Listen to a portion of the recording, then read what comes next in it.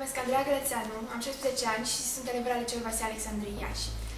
Sunt un membru voluntar în cadrul proiectului My Story. Ce m-a impresionat pe mine foarte mult la ea a fost puterea ei de muncă. Deși nu am fost acceptată la medicină prima dată, a urmat litere mai departe. M-a impresionat că nu s-a dat bătută. Vă invit să vizionați, deoarece este o poveste care s-ar putea să vă inspire. Doamna Vronicu a muncit foarte mult, s-a chinuit foarte mult în viață și cred că a și avut rezultate pe care și le-a dorit ea până la urmă. Ea chiar a menționat că a avut foarte mare noroc cu limba engleză și de asemenea cred că și noi suntem foarte norocoși că ajungem să o studiem în școli în zilele noastre, nu mai este pe prima comuniștilor și mai departe. Și eu chiar o admir pe doamna Vronicu și chiar am ce învățat de la ea.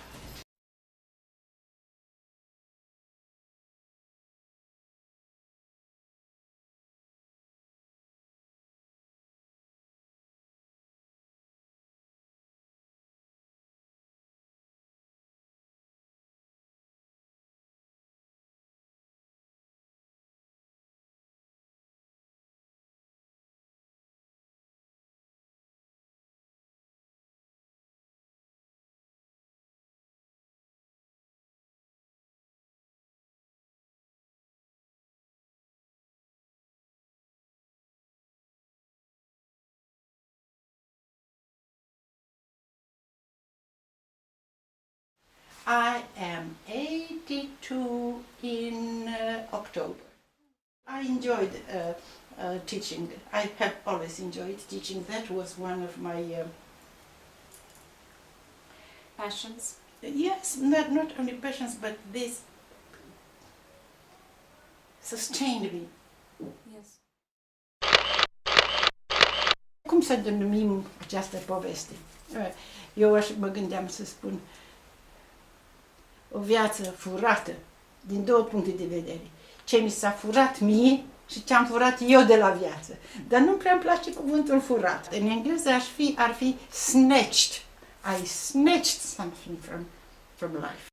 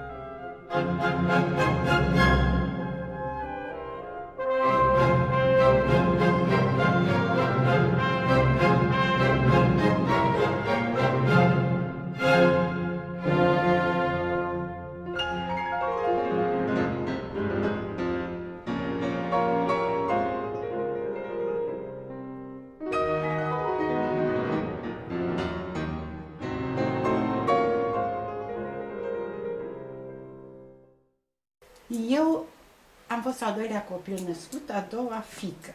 Ori dumneavoastră știți că înainte părinții așteptau băieți.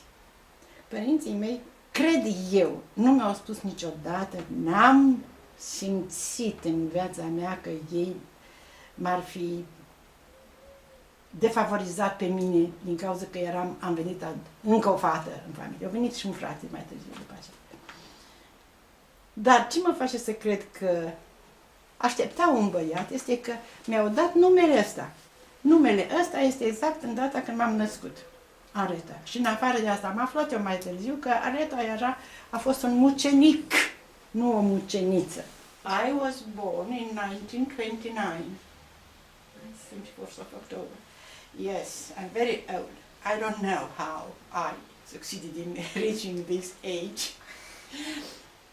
Everybody in my family has got my brother, my sister, my husband, my son. He died when he was 40. He was not 41, but he was his image. He was an architect and he was an exceptional person. I am alone, completely alone at this age. I was born in the countryside. in a village called Trușești from Botoșani. Yes, I'm from Botoșani. Don't say. When I finished my studies, I was expelled from all the universities in the country. Why was that? That was the policy of the party, Ana Pauker, and things like that. I'm going to talk to you about that. And so I was lucky to be able to Get a job. get a job. Well, I got a job first of all as a lucrător de stații, muncitor necalificat am fost, o să vedeți. Când ați fost muncitor de stație? Păi, in 1953, la stația Iași. N-am lucrat pe stație, n-am măturat pe peronul, m-am băgat, am avut pile, deci un domn, nu pot să spun rudă, era căsătorit cu sora unei soții a unui unchi de-a meu. Și pentru că, iar trebuie să vă spun, părinții mei ambii au fost închiși politic, să spunem, pentru că erau categorisiți chiaburi. I s-au luat casa, pământul, mama mea, sărăcuța, de ea au trebuit să stea în bucătăria de vară, care era în șir cu grajdă, și au fost arestată și ea și dusă la Târgșor.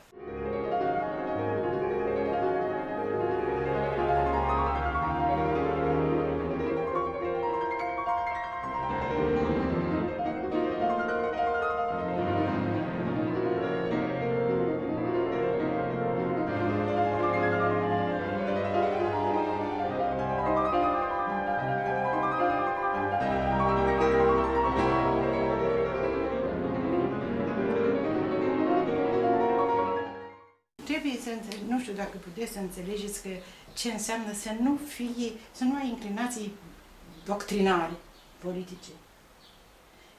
Eu nici atunci chiar nu am urât pe cine le-a făcut nouă rău și dacă ați vrea să știți că secretarii de partid care au băgat pe părinții mei în închisoare și care le-au luat casele și tot ce au avut, au fost niște neamuri. O vară de-a mea, o nepoată de lui taică-meu, din familia ei, adică din sora, din familia sorii lui taică-meu, erau comuniști, aveau ideile astea așa. Și ăștia erau secretari de partid care au băgat când i-au băgat în temniță pe taică-meu, că l-au băgat în temniță pe degeaba. Pentru că taică-meu nu era politic, nu făcea politică, n-avea prea mult pământ, nu au avut decât 15 hectare comparate dintr-o obște, cum au comparat toată lumea din sat, pentru că în sat erau oameni care aveau 50 de hectare de pământ și n-au fost arestați. Mie îmi pare rău acum că n-am discutat mai mult cu taică-meu să-l întreb, o stat aici lângă mine și în perioada cât am fost aici, după aceea, am fost mereu ocupată, extraordinar de solicitată. Îmi pare rău că pe diferite teme n-am stat de vorbă cu taică. N-am ținut legătura cu ei, nu știu cum eram, cred că ca tânăr, așa, cred că eram lipsit de judecată, lipsit de, nu știu ce, cum poate să fie, așa eram, nu.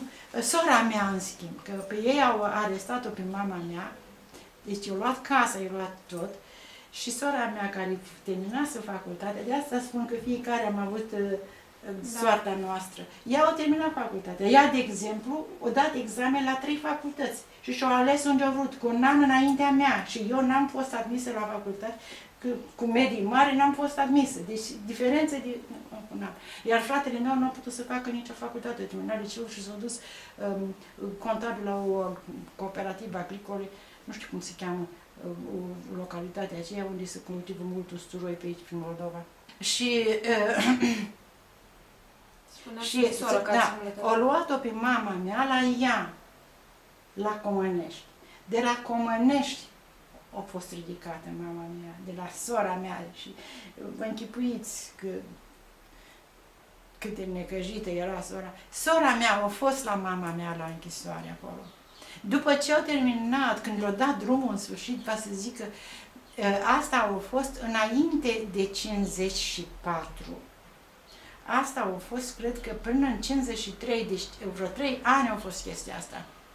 Tatăl meu a fost arestat mai întâi și dus la Botoșani, a fost ținut acolo și maltratat și că nu vrea să recunoască. Cred că am pe undeva decizia de la judecat, adică eu judecat.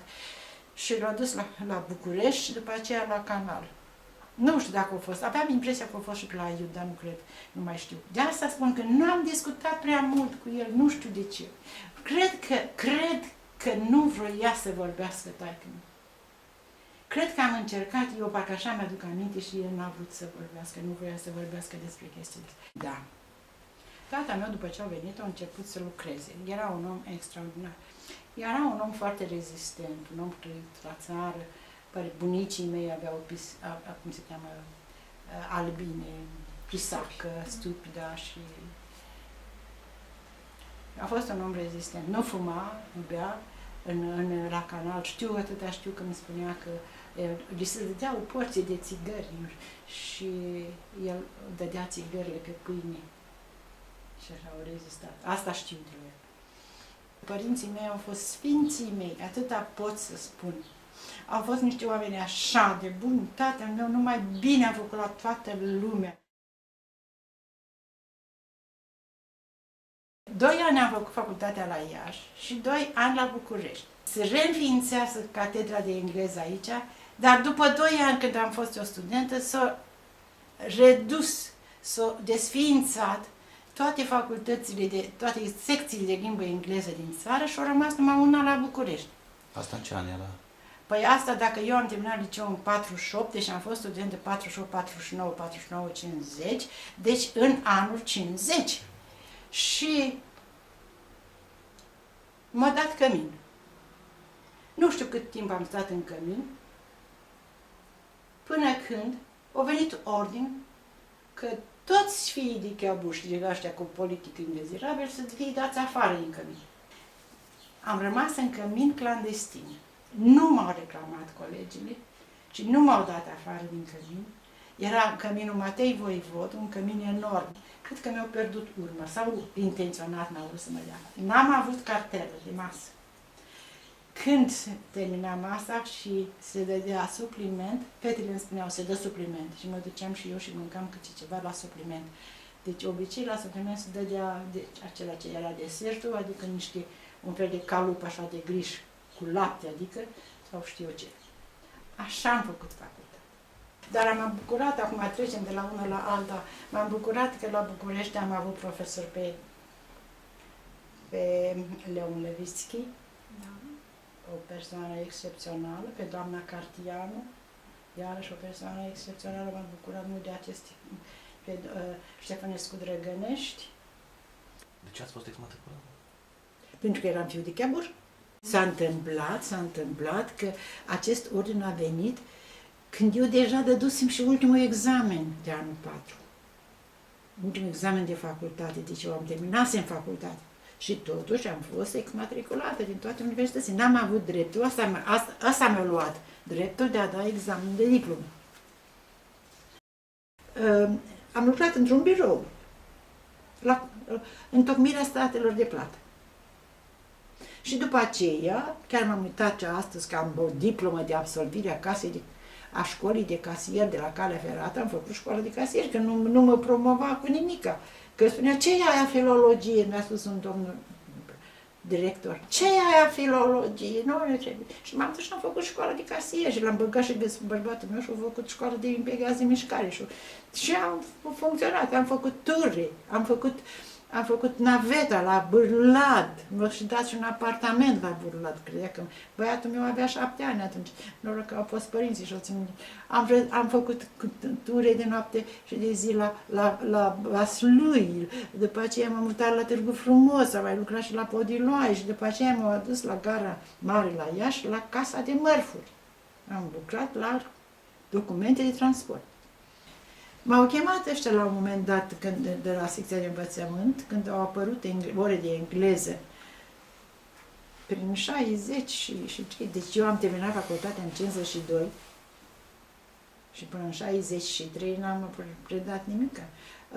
Văd că diploma mea de la universitate, deci am fost exmatriculată după ce am terminat, 5 ani au durat până când s-a revocat acel ordin de exmatriculare și în 57 am dat examenul. Poate că în 56, că diploma mea are data de 57, semnătura cu Iorgu Iordanu. M-am primit la învățământ, am predat, mă aduc aminte primele ore la o școală, 21 se numește, este pe strada Romană, acolo am predat prima dată, după aceea am trecut la Sadoveanu, am trecut la liceu 4 și am predat concomitent. Și v-am spus cum am trecut la universitate. Am lucrat foarte mult, am muncit. În primul rând, cred că a fost o realizare faptul că am reușit să predau la studenți. Cred că mii de studenți am predat. Says it's a fascinating paper. Da, da. Yes, I enjoyed the poetry and the cosmology. Your analysis seems correct. Please give me a copy. Nu i-am dat o copie. Dar știți ce s-a întâmplat cu asta? Deci am dat lucrări, am făcut ce am dat. E bătută la mașina gazdei mele, niște oameni în vârstă care era în apă, dar nu era nici banda cum trebuie, nici nimic, dar e cam așa. Dar eu plăcut, da, ați văzut. Mă mândresc grozav cu această... Normal, da. normal. Și când ne-a adus lucrările, sală plină iarăși acolo, nu o amfiteatru ca la lingvistică, o sală, de la toate facultățile veneau și de la medicină și de la arhitectură, la cursurile acestea de lingvistică. Și bine, am adus lucrări, nu știu ce, cea mai bună lucrare, cea mai plăcută mai mult este a doamnei Voroniuc. Când am auzit, am sărit în picioare. A fost norocul meu, marele noroc al vieții mele, dacă vreți iarăși un punct așa, că am făcut engleză. Marele noroc al vieții mele că nu m-a primit la medicină. Că dacă eu făceam medicina, ce făceam? Cine știe ce greutăți aș fi avut? Și acolo. Și n-aș mai fi. Și plecarea în America, toate călătoriile, lucru cu studenții, foarte plăcut să lucrez cu tinerii. În afară de faptul că acela că am câștigat bursa aceea pentru America și că am putut să mă duc acolo, care a fost enorm pentru mine, pentru că v-am spus că am venit în țară cu $1000, în afară că am venit în țară cu diplomă și cu material pentru ceea ce a fost doctoratul meu, că eu nu mi-am susținut teza, dar am dat toate exemplarele. Am fost invitată la congrese și la un ultimul congres, cel de-al 12-lea congres de lingvistică, care au fost la Viena în 77, unde au fost 2000 de lingviști. Nu, sunt foarte importante pentru mine, asta e corespondența cu Searle, ca să vedeți cât de interesat a fost Searle de lucrarea mea. Mereu îmi spune, come to Vienna, bring both your papers, by any means. Parcă așa spune, nu? Da, asta a fost încă, că la acel congres al 12-lea, în care Searle, eu nu l-am cunoscut pe Searle în America, de-abia la Viena l-am cunoscut. Deci în congresul acela a fost un grup de filosofie a limbii, de speech acts. Noi trebuia să trimitem toți, 70 de membri puteau să fie, m-am înscris în grupul respectiv, Searle ne-a cerut ca să trimitem tuturor celor înscriși, ne-au trimis o listă de toți care s-au înscris, lucrările noastre. Scrie aici. Da. Și eu n-am putut să trimit decât lui Searle, pentru că de la noi nu se putea trimite. Că am trimis pe vapor și n-am trimis cu avionul, fără avion, așa. Și deci Searle o ales din toate cele 70 de lucrări, o ales 10, că atâta puteau fi prezentate în curs. Și între acelea 10 era și lucrarea mea. Deci asta a fost într-adevăr încă un eveniment important, fericit. Nimeni de la catedră n-a văzut aceste lucrări, aceste scrisori. Mie nu mi se permitea să termin facultatea, să-mi dau diploma. N-am putut să primesc am acte, m-am uitat și astăzi prin ele, prin care ceream la secția învățământ aici să-mi dea ore de engleză, nu știu ce, și tot mi se răspundea că nu și nu. Acum, în perioada asta, oamenii pot să facă alegeri, dar eu n-am putut să fac alegeri. Timpul liber. Nu știu dacă există timp liber.